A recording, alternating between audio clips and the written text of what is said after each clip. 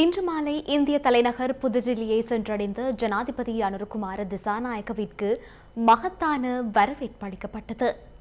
இந்தியாவின் மத்திய தகவல் அமைச்சர் சட்டத்திரணி எல் முருகன், இலங்கைக்கான இந்திய உயர்ஸ்தானிகர் சந்தோஷ் ஜா உள்ளிட்டவர்கள் ஜனாதிபதியை வரவேற்றனர்.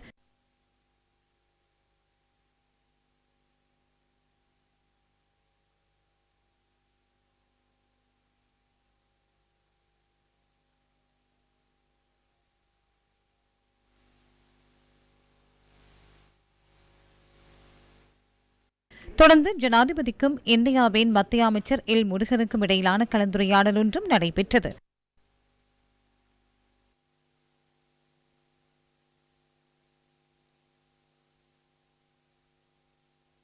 இதேவேளை இந்திய வெளியுறவுத்துறை அமைச்சரையும் ஜனாதிபதி இன்று சந்தித்து கலந்துரையாடுவதாக இந்திய வெளியுறவுத்துறை அமைச்சு அறிவித்துள்ளது.